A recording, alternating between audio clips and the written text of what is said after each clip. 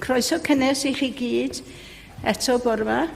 Hyfryd gweld gymaint ohonoch chi yma, a wy'n credu gyda nifer o bobl yn sâl neu yn dioddef o'r feirws sydd o gwmpas. A croeso cynnes hefyd i bawb sydd yn ymuno gyda ni ar Zoom, a gobeithio gewch chi fendith wrth wrando a cymryd rhan yn y gwasanaeth bore yma gyda Dylan wrth y lliw eto.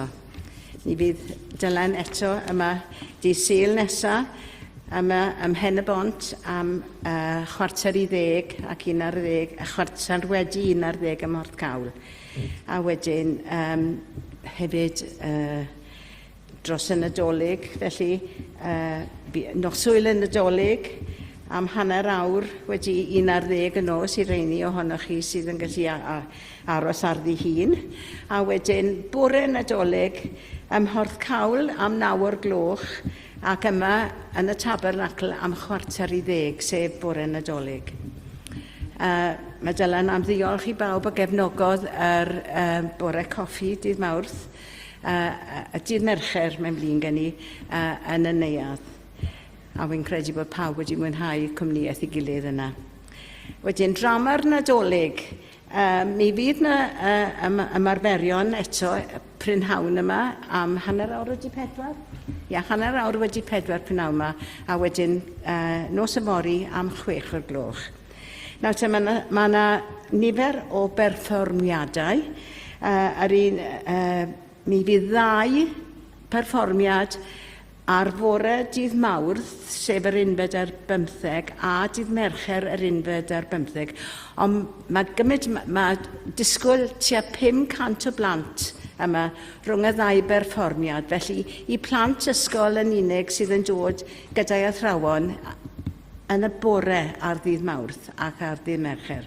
A wedyn mae ar agor wedyn i'r cyhoedd am hanner awr, mae yna berfformiad am hanner awr wedi 1 ar ddydd Mawrth ac am hanner awr wedi 1 ar ddydd Mercher, a wedyn un arall wedyn am 6:00 nos Fawrth.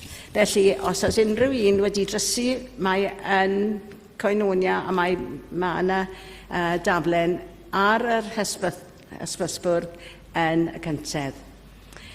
Mae croeso i chi gyd dod i'r neuadd eto bore yma ar ôl y gwasanaeth i gael cwpaned o goffi, ac nawr fe gymerir yr offrwm, os gwelwch yn dda.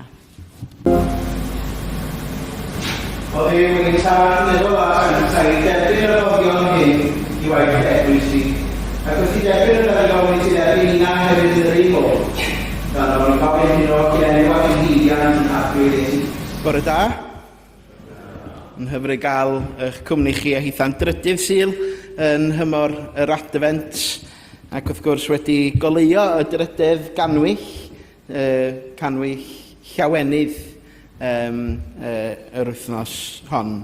Byddwn ni'n canolbwyntio ar beth ydy llawenydd dros gyfnod yr advent. Ond yn gyntaf dwi am weddio gweddi byr o iddo'r diweddar perchedig Jim Clark gyda y drydydd ganwyll llawenydd. Gadwch chi ni weddio. O Dduw goleuni a llawenydd, wrth i ni oleuo'r drydydd ganwyll yma heddiw, rydyn ni'n diolch am y llawenydd sydd yn dod oddi wrtho ti. Llawenydd nad yw'n ddibynnol am amgylchiadau, ond sy'n tarddu o obaith dwfn yn dy bresenoldeb di. Llenwa ein calona gyda llawenydd gonest, llawenydd sydd yn cryfhau ni ac sy'n yn arwain ni i rannu goleuni a rhai o'n cwmpas. Wrth i'r ganwyll hon ddisgleirio bod ni'n bywyda adlewyrchu llawenydd dy deyrnas sy'n dod. Amen.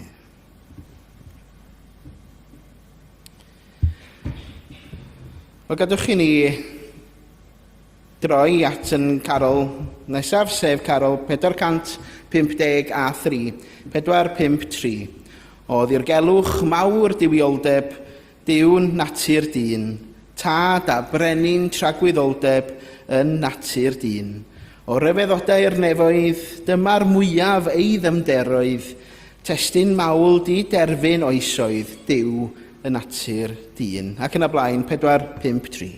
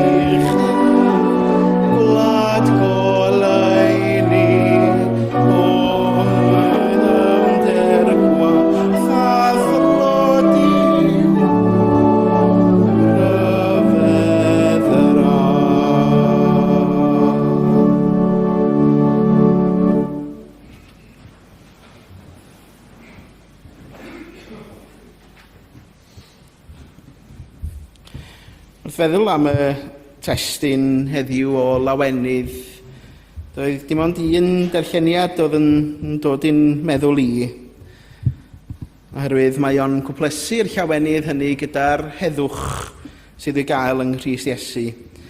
A llythyr Paul at y Philippiaid ydy hwnnw, penod 4:4-7.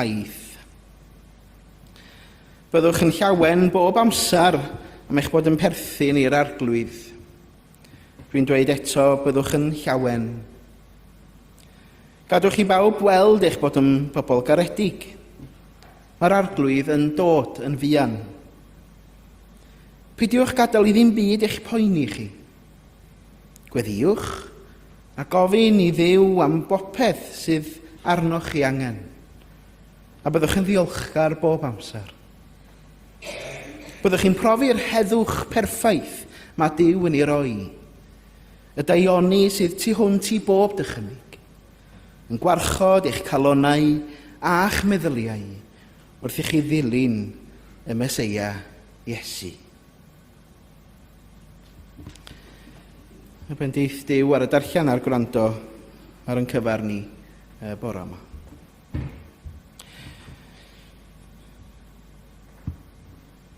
Un o'r carola nesaf fydden ni'n ei canu ydy 477. Pan ganwyd Iesu nyddiau Herod, ganwyd Iesu'n freni nef, gwelwyd seren yn y dwyrain oedd yn arwain at o ef.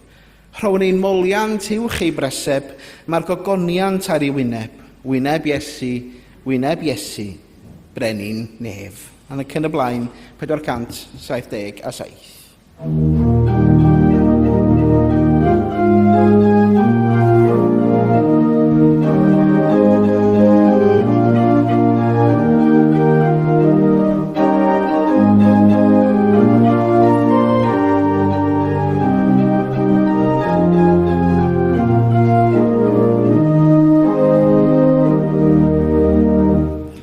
Ganwyd Iesu nyddiau Herod, anwyd Iesu'n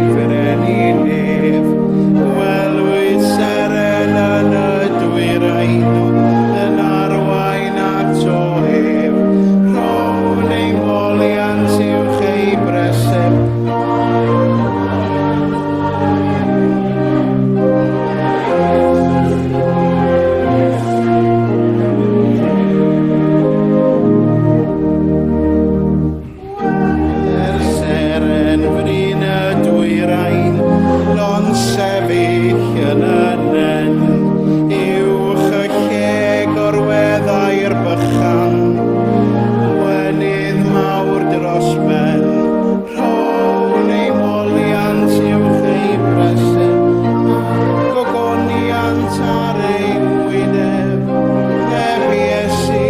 wyneb Iesu, brenin Roes y doethion ei anrhegion, breseb ar y gwair, rathus am i'r asidan, llawer trysor i fab mair. Ei moliant uwch ei breseb, mae'r gogoniant ar ei wyneb. Iesu, wyneb Iesu, brenin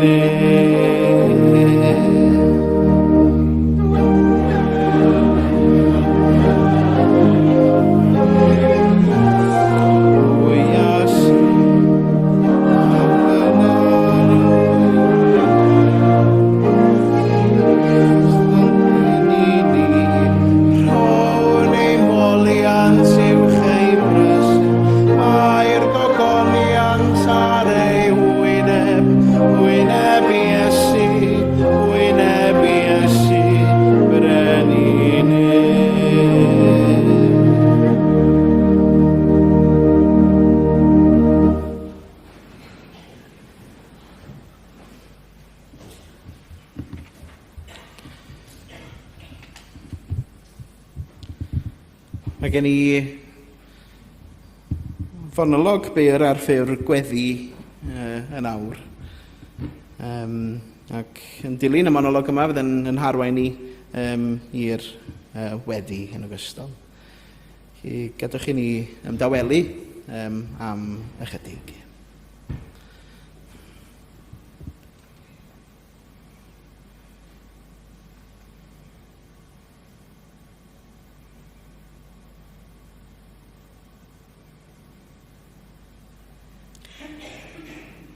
Rydyn ni'n siarad llawer am lawenydd adag y Nadolig. Rydyn ni'n canu amdano fo.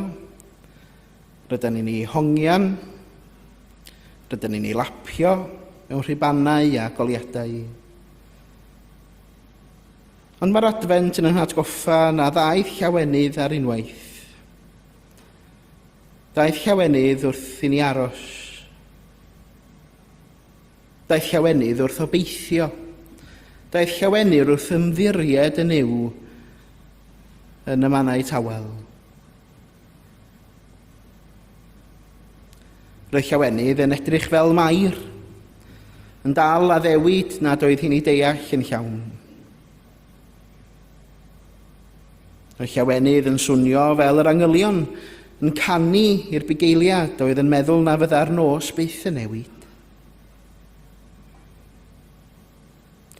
Gorffwysodd llawenydd mewn preseb bach, bregus a nisgwl. Dyma lawenydd yn Nadolig. Nid hapusrwydd swnllyd sy'n anwybyddu poen, ond llawenydd dwfn sy'n dod i'r byd oherwydd y poen. Mae llawenydd yr advent yn disgleirio fwyaf yn y twyllwch. Mae'n ymddangos fel pan fo'n gweddiau ni'n teimlo'n ddiatab, pan fo'n calona ni'n drwm, pan rydyn ni'n dal i aros i bethau gael ei gwneud yn iawn. Dyma lawenydd yn Nadolig, daeth Duw yn agos, daeth Duw i mewn i'n haros ni. Lapiodd Duw ei hun mewn cnawd, mewn cariad ac ostyngeidrwydd. Ac oherwydd hynny, nid rhywbeth rydyn ni erlyd i'w llawenydd, ond mae llawenydd yn berson a ddaeth i'n canfod ni. Felly wrth i ni aros yn yr advent, rydyn ni'n cynnau canwyll llawenydd. Nid am fod popeth yn berffaith, am fod Crist yn dod. A dyna lawenydd na all y byd byth i gymryd oddi wrthym ni.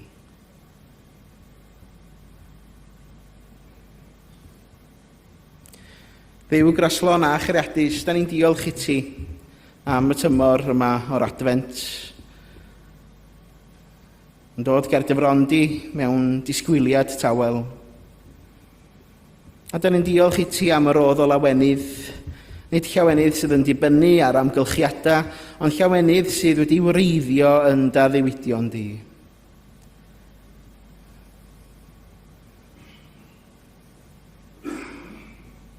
Pan fydd y byd yn teimlo'n drwm ac aros yn teimlo'n hir, dysga ni weld llawenydd hyd yn oed pan fo'r cysgodion yn taflu gysgod.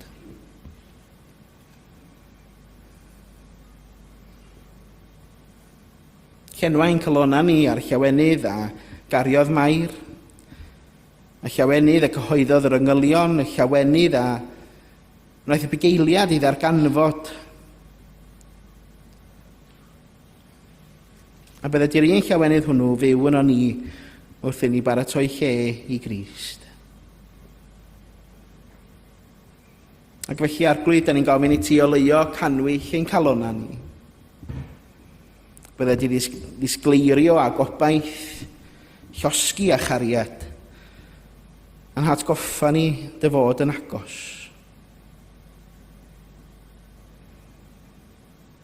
Wrth ni aros am ddyfodiad dy fab adnewyddau nerth, cadarnhau'n ffydd, ac angora ein llawenydd yno ti yn unig. Gwyddiwn hyn yn enw Iesu, ein gobaith, ein heddwch a'n llawenydd. Yr un adysgodd i weddio i ddweud gyda'n gilydd. Ein tad, o'r hwn o'r wyt yn y nefoedd, sancteiddiau'r denw, deled y deyrnas, gwneler dewellus, megis yn y nef, felly ar y ddeiar hefyd. Dyro i ni heddiw ein bara benyddiol, a maddau ni ein dyledion, fel y maddeuwn unau un dyledwyr, ac nac arwain ni brofedigaeth, eithyr gwared ni rhag y drwg, gan ei seiddo ti yw'r deyrnas, a'r nerth, a'r gogoniant, yn oes oesau. Amen. Carol 478 gan ni nesaf, 478 o faban glân, o faban mwyn, mor hardd dywedd, mor wyl dy drem, o'r nef eddeithos dyn ni'n frawd, a ni yn gydra ddynion tlawd o faban glân, o faban mwyn. Ac yn y blaen, 478. Baba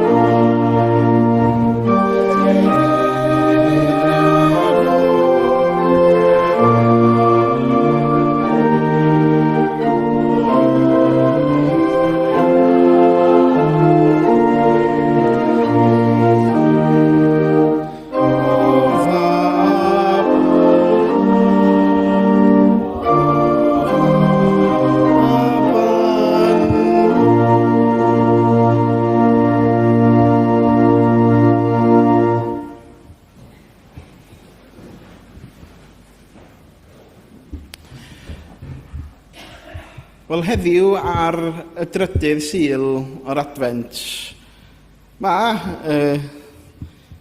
yr eglwys, y teulu eglisig yn gwneud rhywbeth rhyfedd, dwi'n meddwl. Achos, da ni'n sôn am lawenydd, a dydy ni ddim yn dweud bod y byd wedi i drwsio. Diolch yn, nid yw'n rhyfeddod bod yna dal rhefeloedd yn byd ni, bod dal atgasedd yn byd ni, bod dal tywyllwch yn byd ni. Mae'n dyddiaduron ni dal yn llawn, efallai bod yn cyfrifo'n banc ni dan bwysa dros y Nadolig, ac efallai bod yn calonna ni yn dal i gario galar neu pryder. Ac eto mae yr Advent a'r sul yma'n benodol yn gofyn i ni i lawenhau.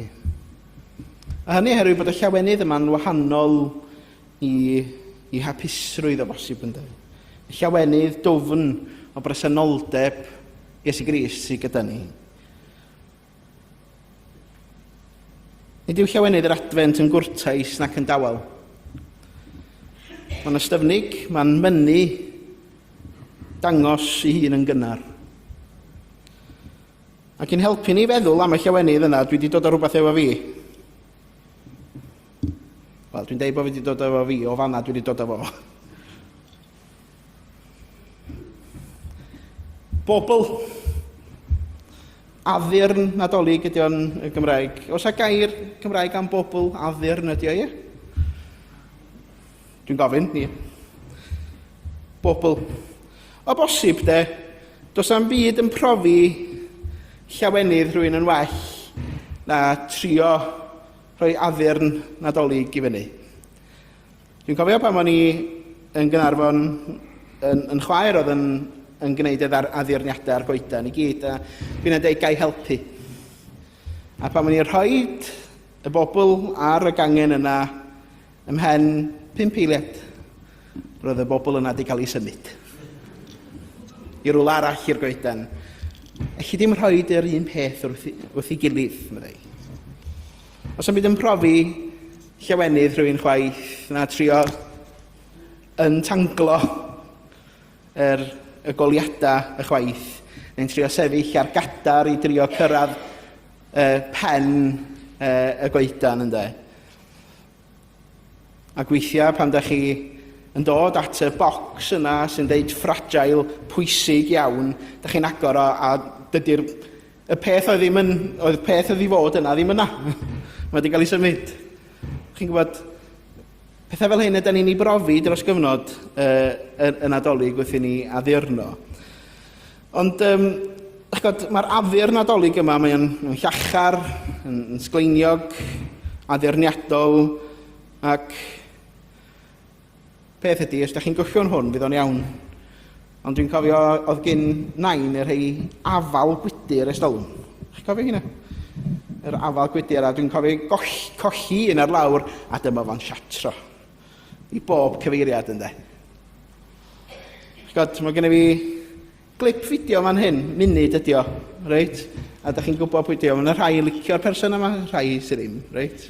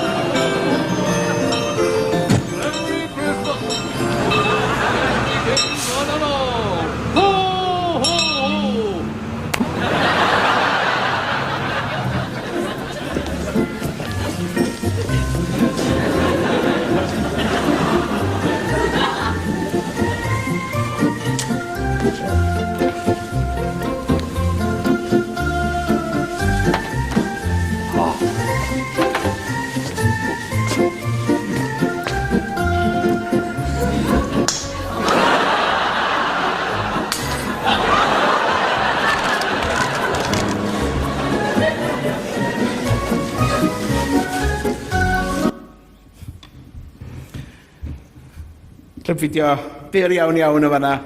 Dwi'n gwastad yn mynd yn ôl at hwnna dros gyfnod y Nadolig. Dod atgofion hapus iawn yn ôl o'n gyfnod yn blentyn. Ond chi'n gweld y ffordd gafodd y arddur yna i ollwng ar lawr a wedyn yn siatro, yn torri'n ddarna bach. Dwi'n meddwl mae'r addurn bach yma ydy'r symbol mwyaf gonast o bosib o lawenydd Cristnogol. Ac mi a'n ni'n ddyfnach mewn i hynny am ychydig. Gadwch chi'n fod yn glir o'r dechrau, nid yw llawenydd yr un peth â hapusrwydd. Mae hapusrwydd yn dibynnu ar amgylchiadau dydy. Bod o'n newyddion da yn surprise, ynddo?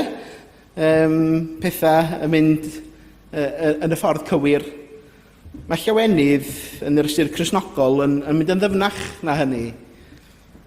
Eto, dwi'n dyfynnu Paul a Gwdr yma'n hyn. Nid emosiwn sy'n anwybyddu dioddefaint i'w llawenydd yn y Testament Newydd, ond y ffordd o weld y byd yng ngoleuni a ddiwydion Duw. Gweld y byd yng ngoleuni a ddiwydion Duw. Ond mae'n bwysig, nid yw llawenydd yn esgus bod popeth yn iawn. Llawenydd ydy gweld popeth gan gynnwys y llanast, reit? Trwy lens ffyddlondeb Duw. Nid yw'r addurn hwn yn disgleirio oherwydd ei fod yn cynhyrchu gola. Be mae'n neud ydy, mae o yn adlewyrchu y goleuni dydy. Dyna be mae'r addurn yn gwneud, mae'n adlewyrchu y goleuni. Reit? A mae llawenydd Cristnogol yn adlewyrchu y goleuni Iesu Grist. Chod rhywbeth arall ydy, mae o'n fregus dydy. Mae hwn yn fregus addurniadau gwydyr felly. Chod be bawn ni'n gollwng yr addurn, mi fydda fo'n chwalu a gall llawenydd deimlo fel na hefyd ar brydiau. Mae pob un ohono ni'n dod yma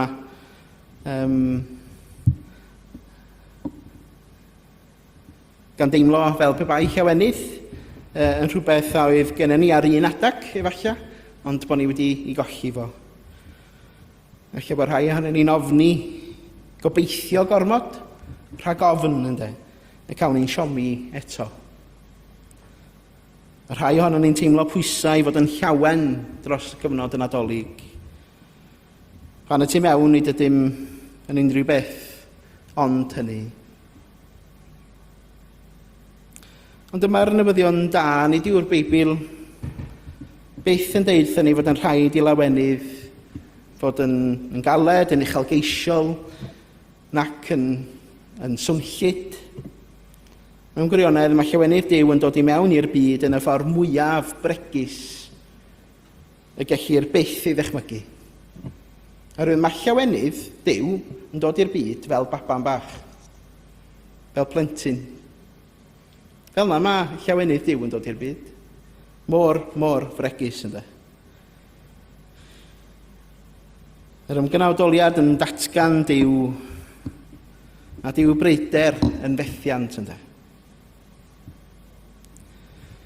Mae Duw yn y preseb, cyfoeth i'w tlodi, golau i'w tywyllwch, cymorth i'w gael, medda Dietrich Bonhoeffer. Y llawenydd yn dechrau mewn rhywle bregus.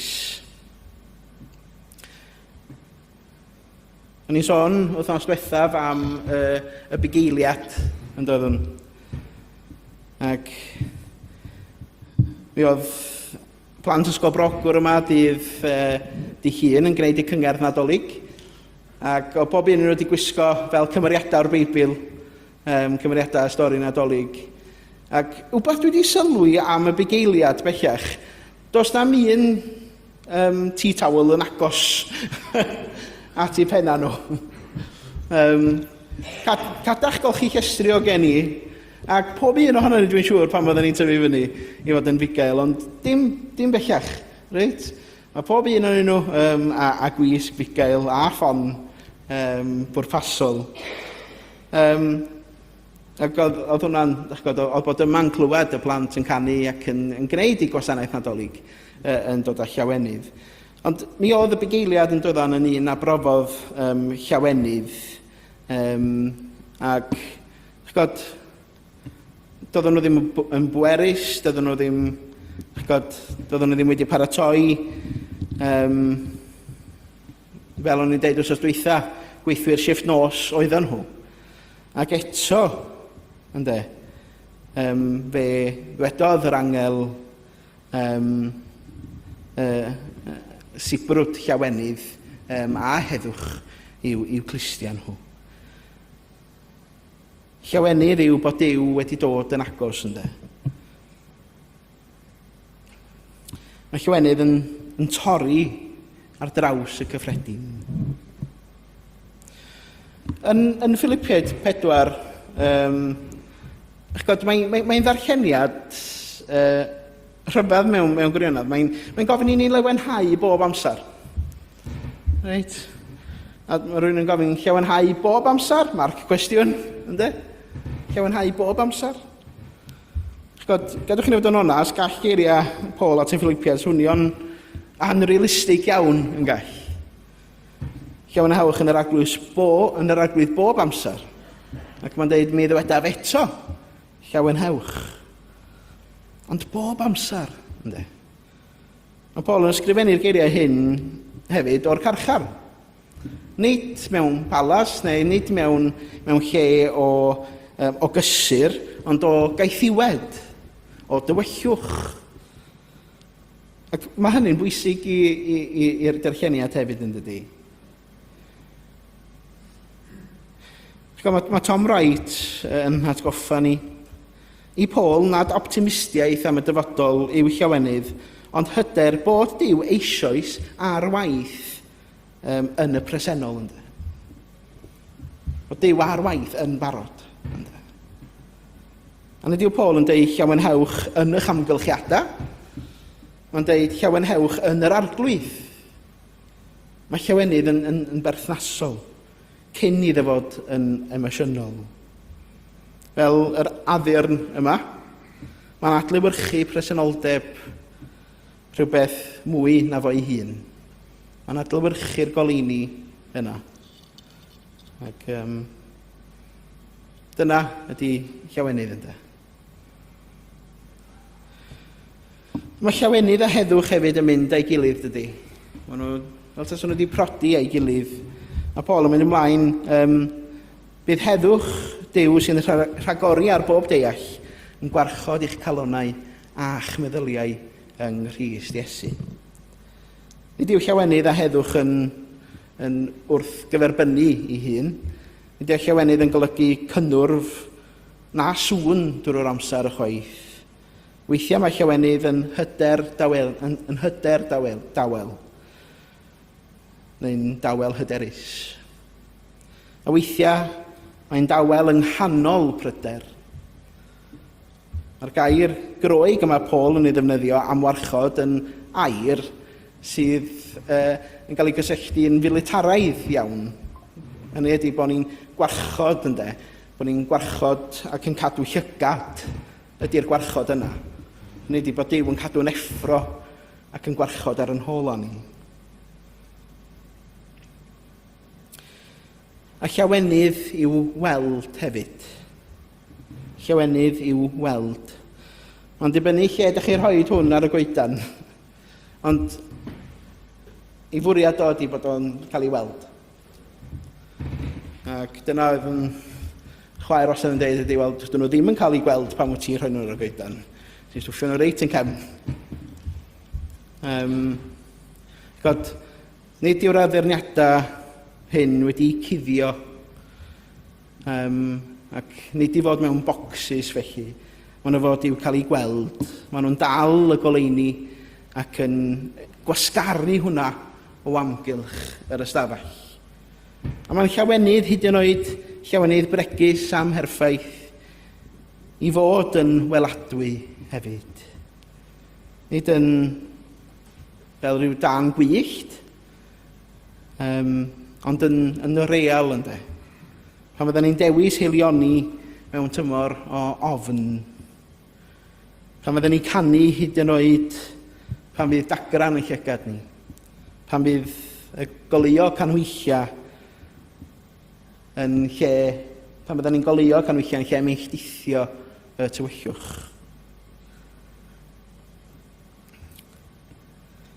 Un o'r wrth i mi sefyll yn fan hyn y bore yma, dath newyddion ar yr iPad yma'n hyn ar draeth Bondi yn Australia bod yna nifer o bobl wedi ei lladd. Bod yna rhywun wedi, yn amlwg, terfysgaeth wedi digwydd ar draeth Bondi y bore yma. Ac mae rhywun yn meddwl am y tywyllwch wastad, ynddo, sydd yn byd ni. Y terfysg, y rhyfel, ac yn meddwl am y bobl hynny a'i teuluoedd sydd wedi hysgwyd y bore yma, ynddo. Mewn byd o dywyllwch fel yna, sut allan ni ddeud y geiriau llawenydd, ynddo. Ac eto, pan dyn ni'n deud llawenydd, goleuo canwyll ydyn ni wrth wneud hynny, gan ddatgan bod Duw yn agos ato ni. Duw Emmanuel sydd gyda ni dros gyfnod y Nadolig, Duw hefo ni. A dyna sydd yn gysur i ni.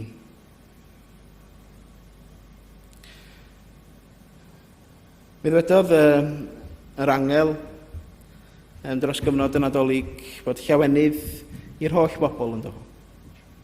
Nid dim ond yr rhai llawen, nid dim ond yr rhai ffyddlon, nid dim ond yr rhai cryf, a llawenydd i'r rhai pryderus, yr rhai galarus, yr rhai sydd yn amau, yr rhai sydd wedi blino.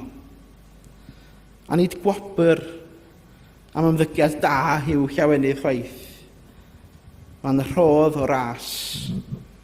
Ac fel yr addurn yma, gall be all, bod yna gracia yna fo, bod yna farcia yna fo, yn arwydd o dymhorau'r gorffennol. Ond mae'n dal i berthyn i'r goeden yn dydy. Ac yna'r trin gofal a'r gobaith. Yr advent yma felly, gadwch chi lawenydd fe all llawenydd mae'n ddrwg gen i deimlo'n fregus. Ond rhaid i ni drin o'n ysgafn yn werthfawr. I beidio i ddanbrisio fo. Oherwydd nad yw'r llawenydd rydyn ni'n ei ddathlu wedi i'w wneud o wydyr. Mae wedi i'w wneud o ras. Llawenydd a aned mewn preseb. Llawenydd a gyhoeddwyd i fugeiliad. Llawenydd a gyhoeddwyd i'r rhannau tywyllaf yn byd ni. Llawenydd am warchodir gan heddwch Duw. Felly llawen hewch, nid oherwydd bod popeth yn berffaith, ond oherwydd bod yr arglwydd yn agos. A bydd y llawenydd hwnnw, mor fregus bynnag ydi o, yn disgleirio. Mwyn i enw. Amen.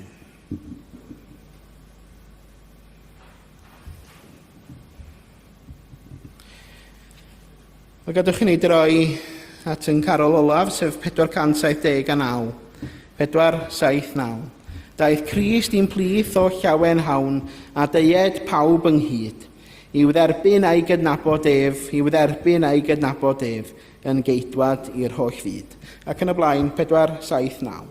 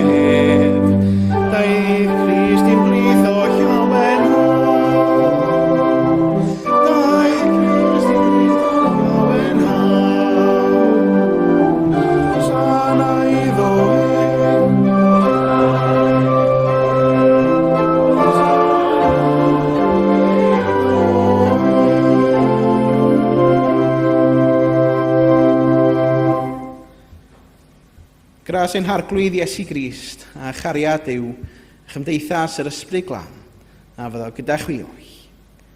Amen.